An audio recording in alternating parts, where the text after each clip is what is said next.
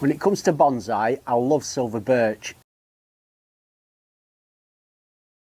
I've got a number of great silver birch trees in development as bonsai, some of which I inherited from our late friend Tony Higginson. Since it's now summer, I thought it might be a great time to give you an update on the progress of those trees. And be sure to keep watching because the most dramatic developments will come at the end.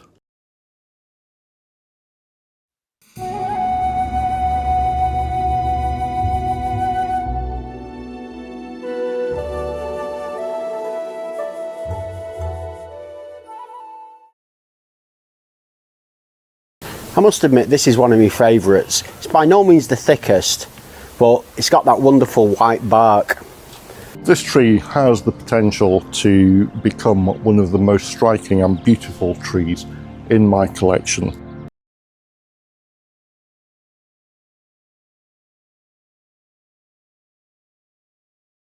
This is the tree in its new temporary home for the next 12 months, and I plan next spring, once the roots have regained a little bit of health and developed that flatter root plane, to get this into a nice ceramic display pot.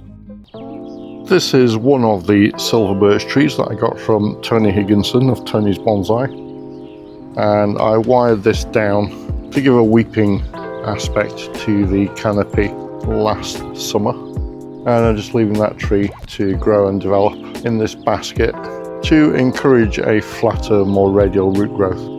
And at some point, perhaps next year, the tree might possibly go into a more shallow ceramic bonsai pot. The tree has this really lovely silver bark on it, which is something that only really comes with age and maturity in silver birch. This first tree is probably the most developed of the trees that I've got, and it's a very slim, tall, elegant looking silver birch tree. I put some wire on this to give it a weeping aspect like a mature silver birch last year, and it's time to take that wire off now and perhaps reapply some further wire. This tree went into this basket at the beginning of this year, and it was originally in a washing up tub. I'm a big fan of these perforated baskets because it gives good drainage and aeration to the roots, and healthy roots will give you a healthy tree. Having said that, the canopy hasn't developed on this tree as much as I might have liked. Also, there are branches which I'd like to get a little bit more wire on and position to give this more weeping aspect. You can see here, for example, there's some quite fine wire on this branch, but the branch has extended out and it's become quite long, and I perhaps want to just cut that back and also position that downwards a bit more. And the same with some of these others. They've got fine wire on that isn't maybe strong enough to position those branches. Just spinning the tree round, I can also see that there are a number of branches, such as here, that are dead. So I'm proposing to remove those from the tree.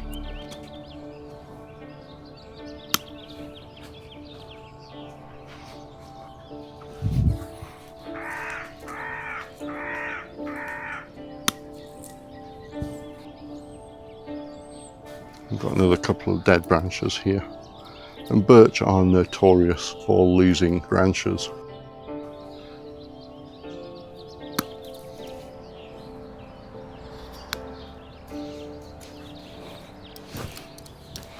Mature silver birch have this lovely weeping form to the canopy, and that's what I'm trying to replicate here. I just need to position some of these branches, or reposition them, just to fill in a bit of a gap I have in the middle here, so I can bring some of these down with wire. I've got this sucker growing in the base of the tree, and all that's literally going to do is suck energy out of my tree. It doesn't form any part of the design, so I can just simply get rid of that.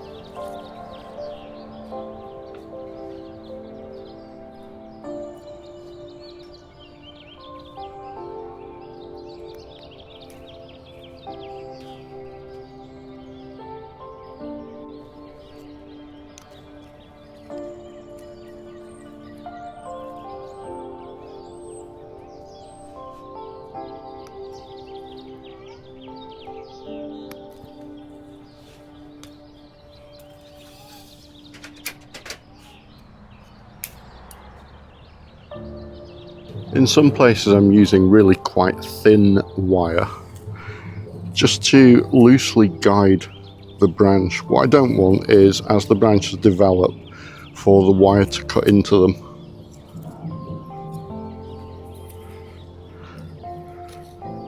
I'm just really trying to delicately position those branches where I want them.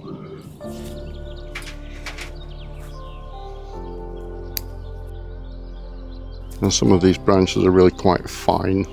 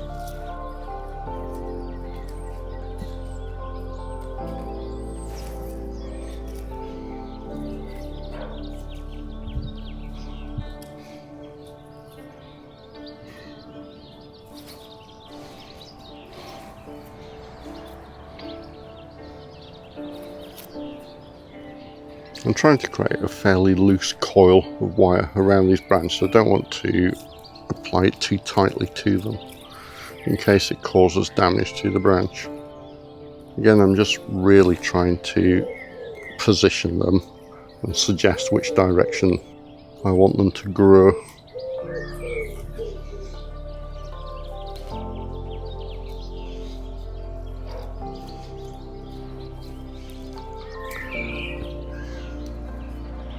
And as I wire them out, I'm also just trying to gently suggest that those tips point downwards to give that weeping profile. And also by just snipping off the ends of this new growth, I'm causing the auxin, which is in the growing tip, to be distributed further back along there and help promote some ramification on the tree.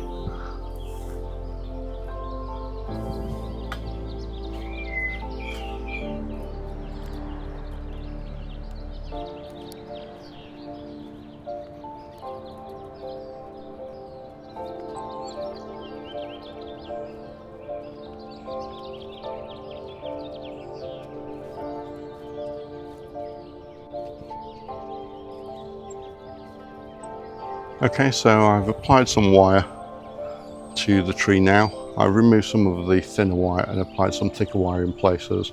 And I don't propose to do anything much more with this now, this season, apart from just let it grow and develop.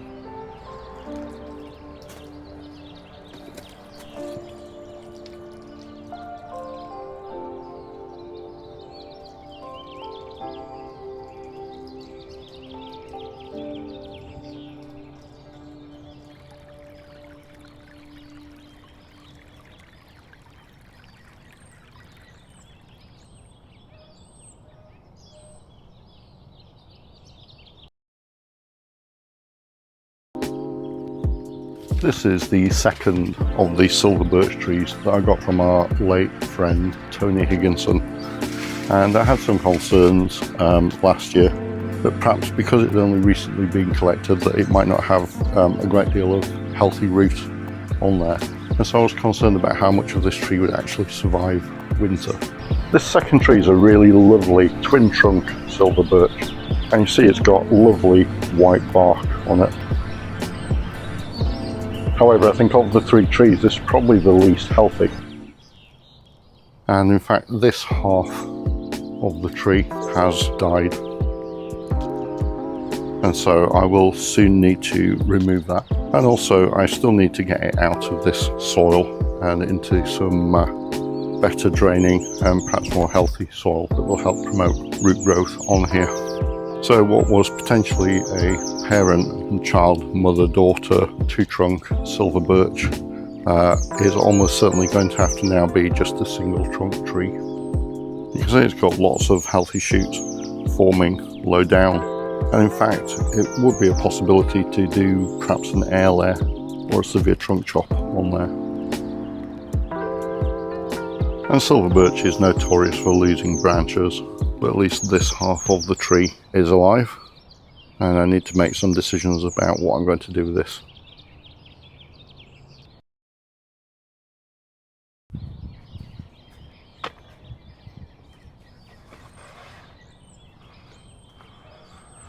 This tree number 2 was a twin trunk mother and child tree.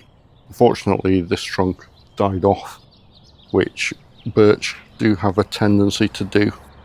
So it's left me with this single trunk, and I've got suckers developing on the bottom here which I need to remove, and I also might reduce this stump down now.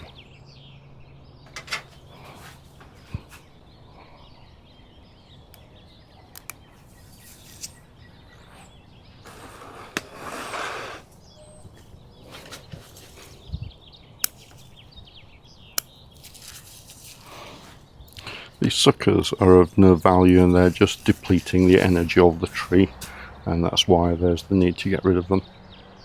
This stump is also quite ugly, so I'm going to try and reduce that down so that we've got a smoother trunk line here without this bulge coming out the side. So I'm going to try and nibble this away.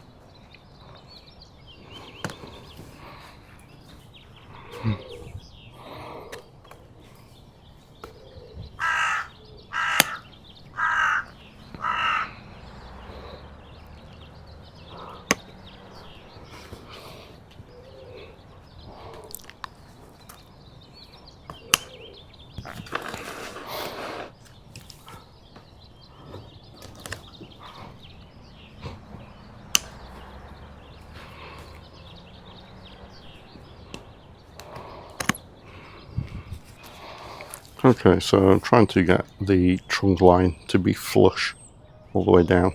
What I will do is get some cut paste on there.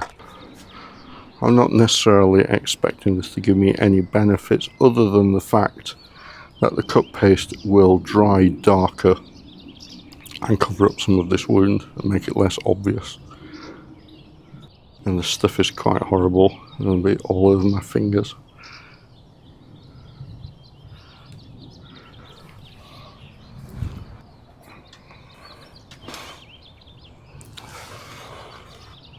So that's removed the unsightly stump that was protruding from the base of the tree there.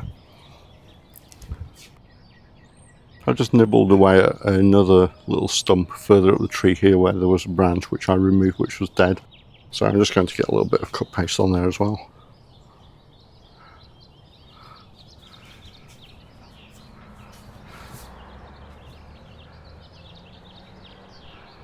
You can see here that what I've got left from what was initially a twin trunk tree is this single very white bark trunk which splits at this point.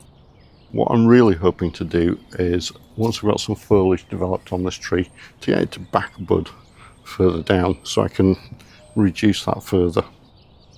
There's also still the possibility that I could do a trunk chop on this next year and get some kind of growth coming out of this trunk. The great prize on this tree is this very, very remarkably white bark on here.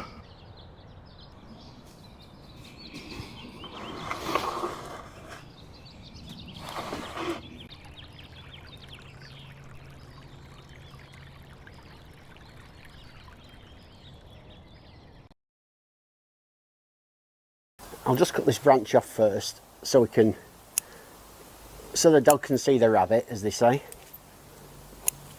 I really like this trunk. It's a lot whiter on this side, but on here it's got that kind of shiny bronze patina to it. So yeah, that was a really healthy tree, this one. Growing on nicely. I'll enjoy having a look at that in the winter and seeing what I can do with it in terms of the sort of development of it as a bonsai. Amongst the trees that I will be working on in future months is this, and it's the third and final silver birch tree that I was given by Tony. Of the three trees, I think this one is by far the most problematic.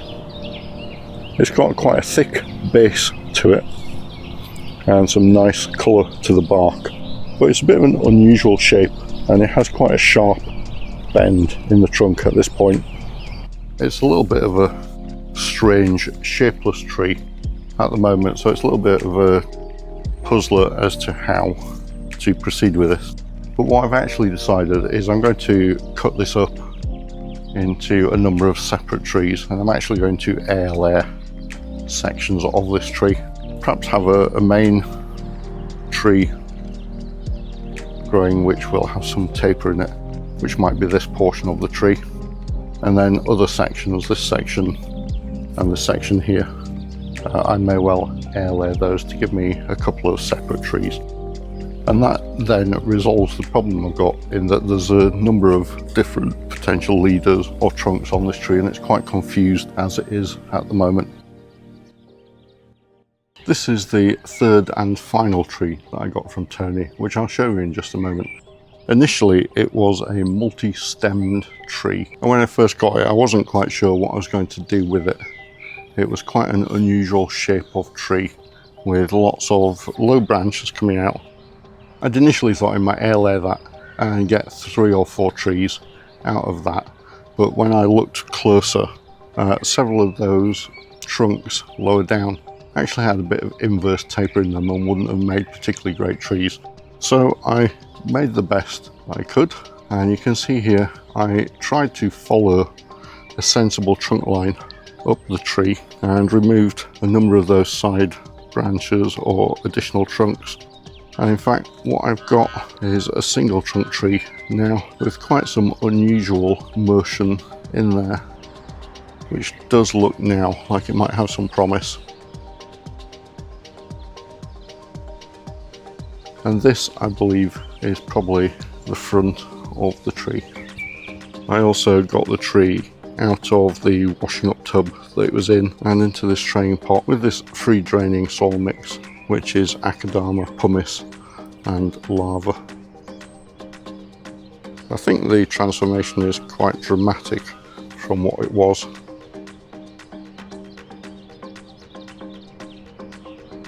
Again, it's another tree that's got really interesting, lovely colour to the bark, and that's one of the features of this tree. I posted some pictures of this tree in a short on YouTube, and somebody commented that they thought I'd killed the tree. What do you think? Does this look like a dead tree? Would you perhaps have done anything different with it? Let me have your thoughts in the comments below.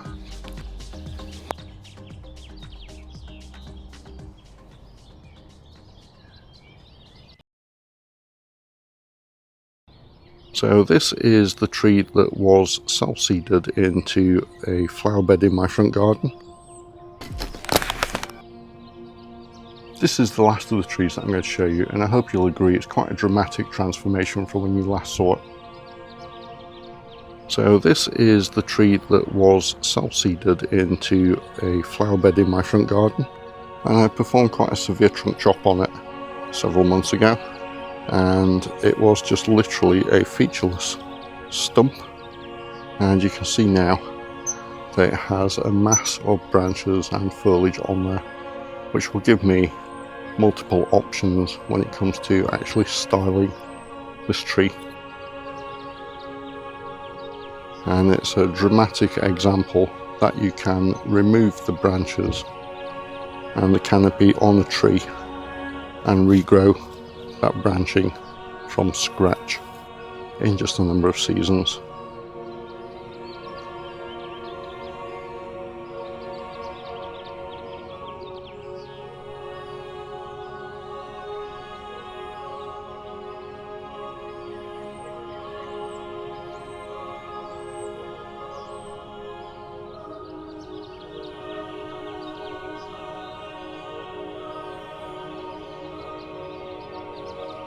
So the bonsai journey continues for all 4 of these trees. Let me have your thoughts in the comments below. Would you have done anything different with these trees, or have you got something quite similar? Thanks for watching.